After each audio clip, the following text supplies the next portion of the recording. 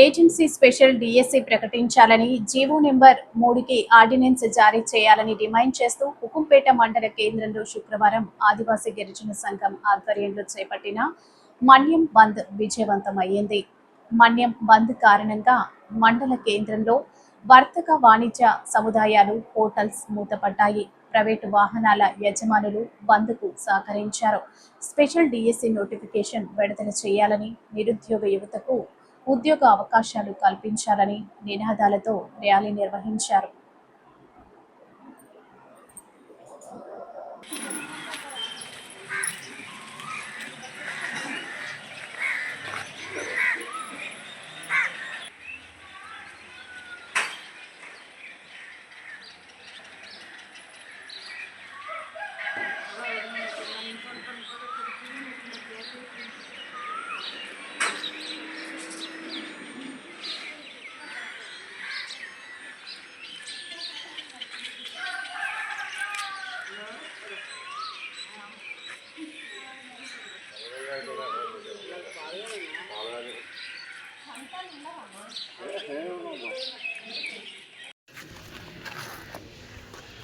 ఈరోజు ఈ రకమైనటువంటి బంద్ జరగటం అనేటువంటిది చాలా బాధాకరమైనటువంటి విషయంగా నేను భావిస్తున్నానండి.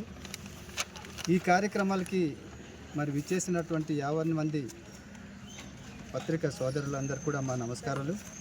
ఈ బంద్ని విజయవంతం చేయడానికి విచ్చేసినటువంటి యావత్తు మా గిరిజన పెద్దలు, సోదరులందరూ కూడా శిరస్సు వంచి నమస్కారం చేస్తూ, ఈ రకమైనటువంటి బంధులు, ఈ రకమైనటువంటి పరిస్థితులు ఈ గిరిజనులకి కల్పించటం అనేటువంటిది పాలకులకి ఎంతవరకు న్యాయమని నేను ప్రశ్నిస్తున్నాను. గిరిజన హక్కులు, గిరిజన చట్టాలు, గిరిజనులకు ఉన్నటువంటి రైట్స్ని వాళ్ళకి తెలియదా అని నేను మనవి చేస్తున్నాను. ఇది కావాలని మేము ఈ ధర్నాలు, బంధులు చేయలేదండి. కేవలము ప్రభుత్వమే మాకు రెచ్చగొట్టి మాకు రావాల్సిన రైట్స్ని వాళ్ళు కాల రాయటం వల్లనే మేము ఈ రకంగా బంధులు చేయటం, సంఘాలు ఏర్పరచుకోవటం అనేది జరుగుతుంది. కొందరు పెద్దలు సంఘాలు ఏర్పరుస్తున్నారు, ఇదని అదన్నటువంటి పరిస్థితిలో వారు మాట్లాడడం అనేటువంటిది కాదు. ఆ సంఘాలు ఇదన్నటువంటి ధర్నాలు ఇదన్నీ పెట్టవలసినటువంటి పరిస్థితులు ఏం లేదు. వారు చక్కగా అనుకున్నటువంటి రాజ్యాంగ ప్రకారంగా ఉన్నటువంటి హక్కులు మాకు చక్కగా కల్పిస్తే ఈ బంధువులు ఉండదు, ఏముండదు అని వారికి మనవి చేస్తున్నాను. కాబట్టి ఇటువంటి హక్కులను కాలరాయకుంటే ఈ హక్కుల్ని కాపాడడానికే ఇక్కడ ప్రజలందరూ కూడా ఒక నాయకత్వంగా మేము అసెంబ్లీలో పార్లమెంట్ పెడితే, ఆ అసెంబ్లీలో పార్లమెంట్లో నీవు ఎన్ని లక్షలు తింటున్నావు, ఎన్ని కోట్లు సంపాదిస్తున్నావు, నీవిది ఏదైనటువంటి మాట్లాడమే తప్ప ఈ గిరిజన హక్కుల కోసం, గిరిజనుల బంగారు భవిష్యత్తు కోసం, దేశ భవిష్యత్తు కోసం ఒక్క నాయకుడు మాట్లాడడం కూడా లేదని నేను మనవి చేస్తున్నాను. అసెంబ్లీలో ఒక నిమిషానికి 5 లక్షలు ఖర్చు పెడుతున్నారు. అలాగే పార్లమెంట్లో ఒక నిమిషానికి 10 లక్షలు ఖర్చు పెడుతున్నారు. అది ప్రజాధనం. అటువంటి పరిస్థితులు వారు స్వార్థ రాజకీయాల కోసం మాట్లాడి వారి కాలశాపన గెలుపుతున్నారు తప్ప ఏమైనటువంటి భారతదేశ ప్రజల కోసం, ఈ హక్కుల కోసం, ఈ ఒక 5th షెడ్యూల్ ఉన్నటువంటి ప్రాంత ప్రజల కోసం కూడా ఒక్క సెకండ్ కూడా మాట్లాడడం లేదు. మరి అది ఎంతవరకు వాస్తవమైనటువంటిది మేము కూడా బాధపడుతున్నాము. కాబట్టి 1/70 చట్టం ఉన్నటువంటి ప్రాంతం, రిజర్వ్డ్ ఏరియా ఉన్నటువంటి ప్రాంతానికి మాకు అన్ని హక్కులు ఉన్నాయి. తక్షణమే మాకు ఇక్కడ అన్ని హక్కులతో కల్పించి మా బంగారు భవిష్యత్తు కాపాడుతారని మేము వాళ్ళకి నాయకత్వంగా మేము పంపిస్తున్నాము. వారు అటువంటి పరిస్థితులు వారు తీసుకోలేదు. కాబట్టి ఇప్పుడైనా కళ్ళు తెరిచి ఇక్కడ హక్కుల్ని కాపాడి మమ్మలను, మా హక్కులను మా ప్రజలకు మాకు న్యాయం చేయాలని నేను మనవి చేస్తున్నాను. Thank you. మీడియా మిత్రులందరికీ కూడా ఆదివాసీ విప్లవాభివందనాలు తెలియజేస్తున్నాను. నా పేరు చెండ ఏలియా, దండకారణ్య లిబరేషన్ ఆర్గనైజేషన్ ఫౌండర్ని. ఈరోజు రాష్ట్రంలో గల ఆదివాసీ ప్రాంతం అంతా కూడా 5th షెడ్యూల్ ఏరియా అంతా కూడా ప్రజా సంఘాలు ఏకతాటిపై వచ్చి బంద్కు పిలుపునివ్వటం జరిగింది. ఈ బంద్ రాష్ట్ర వ్యాప్తంగా మన్య ప్రాంతంలో విజయవంతంగా కొనసాగుతుంది. ఈ బంద్ యొక్క ముఖ్యమైనటువంటి ఉద్దేశం ఏమిటంటే 2025 డిఎస్సిలో మరి మెగా డిఎస్సి ఇవ్వటం జరిగింది. ఆ మెగా డిఎస్సి ఇవ్వటం వలన ఆదివాసీ నిరుద్యోగులకు ఒక సంఖ్య పరిధిలో మాత్రమే అవకాశం ఉన్నది. దాదాపుగా 3 నుంచి 6 పోస్టులు మాత్రమే ఉన్నది. ఇక్కడ దాదాపుగా లక్షలాది మంది నిరుద్యోగులు ఉన్నారు. అయితే ఆదివాసులకు జీవో నెంబర్ 3 అనేటటువంటిది ఉంది. అది 2025లో సుప్రీంకోర్టు కొట్టేసింది. అయితే వాటి స్థానంలో ప్రభుత్వము జియో నెంబర్ 3ని పునరుద్ధరించవలసినటువంటి అవసరం ఉంది. ఆర్డినెన్స్ ద్వారా కానీ లేకపోతే ఇంకొక జియో ఇచ్చి కానీ 100% ఆదివాసీ ప్రాంతంలో 5th షెడ్యూల్ ఏరియాలో 1/70 చట్టం ఎక్కడ ఫోర్సులో ఉందో ఆ ప్రాంతంలో ఉపాధ్యాయుల పోస్టులే కాకుండా 33 శాఖలకు ఆదివాసులతోనే భర్తీ చేయాలనేటటువంటి నిబంధన ఉన్నది. జియో నెంబర్ 3 కొట్టేసి 5 సంవత్సరాలైనా సరే ఈ ప్రభుత్వము నిమ్మకు నీరెత్తినట్టుగా ఆదివాసీ నిరుద్యోగులకు గాల్లో వదిలేసింది. ఇది చాలా దుర్మార్గమైనటువంటి సమస్య. ప్రభుత్వము చాలా దుర్మార్గంగా వ్యవహరిస్తుంది. లక్షలాది మంది నిరుద్యోగ యువతకు వారి యొక్క నోట్లో కూడిని లాగేసే విధంగా ప్రవర్తిస్తోంది. అందుకోసమనే నేడు మన్య ప్రాంతంలో ఈ బంద్ కార్యక్రమాన్ని చేపట్టడం జరిగింది. దేశంలో కానీ రాష్ట్రంలో కానీ ఆదివాసుల యొక్క చట్టాలు ఏది కూడా అమలు చేయటం లేదు. ఏ ఒక్కటి కూడా గత 75 సంవత్సరాల నుంచి ఈ రోజు వరకు కూడా ఏ ఒక్క చట్టము కూడా అమలు చేయటం లేదు. చట్టాలైతే ఉన్నది, అది రాజ్యాంగంలోని ఆ పుస్తకాల్లో ఆ పేపర్స్లో మాత్రమే ఉన్నది. ఇక్కడ ఉన్నటువంటి పాలన యంత్రాంగము కూడా వాటిని అమలు చేయటం లేదు.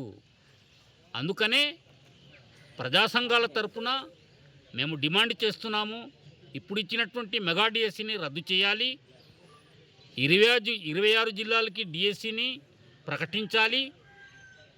26 జిల్లాలు ఉంటే కేవలం 13 జిల్లాలకి మాత్రమే ఉమ్మడి జిల్లాలకి డిఎస్సి ఇవ్వటం జరిగింది. వీటి వలన కూడా ఆదివాసీ నిరుద్యోగులకి అది నష్టం కలుగుతుంది. 26 జిల్లాలకి డిఎస్సి ఇవ్వాలి. అంతేకాకుండా షెడ్యూల్ ఏరియాల ఐటీడీఏ పరిధిలో స్పెషల్ డిఎస్సికి నోటిఫికేషన్ ఇవ్వాలి. ఇచ్చేటింత వరకు కూడా ఈ ఉద్యమం కొనసాగుతుంది. కనుక ఈ బంద్ కార్యక్రమంలో, ఈ ఉద్యమ కార్యక్రమంలో పాల్గొంటున్నటువంటి ఆదివాసీ ప్రజా సంఘాలకు అందరికీ కూడా హృదయపూర్వకమైనటువంటి ధన్యవాదాలు తెలియజేస్తూ సెలవు తీసుకుంటున్నాను. ధన్యవాదాలు. విచ్చేసినటువంటి పెద్దలందరికీ నా ప్రత్యేకమైనటువంటి ధన్యవాదాలు. అల్లూరు జిల్లా వైసీపీ జిల్లా వైస్ ప్రెసిడెంట్, నా పేరు రవిప్రసాద్. ఈరోజు జరిగేటటువంటి ఈ బంధు కార్యక్రమంలో మా పార్టీ ఆదేశాల మేరకు ఇక్కడ ప్రజా సంఘాలకి తప్పకుండా మన వైఎస్ఆర్ పార్టీ మద్దతు ఇవ్వాలని తెలియజేసిన ప్రకారంగా మేము ఈ యొక్క బంధుకు పిలుపుకోవడానికి, వారికి మద్దతు ఇవ్వడానికి ఇక్కడికి రావడం జరిగింది. వాస్తవంగా ఈరోజు జరిగేటటువంటి ఈ బంధు జియో నెంబర్ 3 అన్నటువంటిదిని పునరుద్ధరించాలన్నటువంటిది ఒక ఆలోచన. ఈ 5th షెడ్యూల్ ఏరియా అన్నటువంటిది మా గిరిజన ప్రాంతము.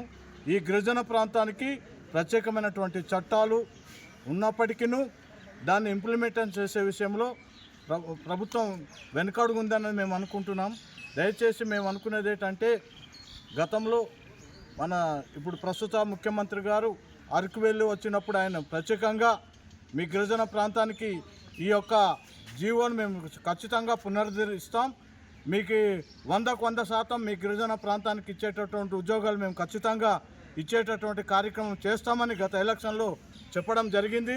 కాబట్టి ఇప్పుడు మేము కోరుకునేది, ఆయన చెప్పినటువంటి మాటలకు ఆయన కట్టుబడి ఉండి ఈ మెగా డిఎస్ని మా గిరిజన ప్రాంతానికి అన్యాయం కలగకుండా మాకు వచ్చేటటువంటి హక్కుని మాకు కలిగించాలనే మేము కోరుతున్నాం తప్పితే ఈ రాజకీయాలను కానీ లేకపోతే ఇంకొక ఉద్దేశంతో చెప్పడం లేదు. మా గిరిజన ప్రాంతానికి అన్యాయం జరుగుతూ ఉంది.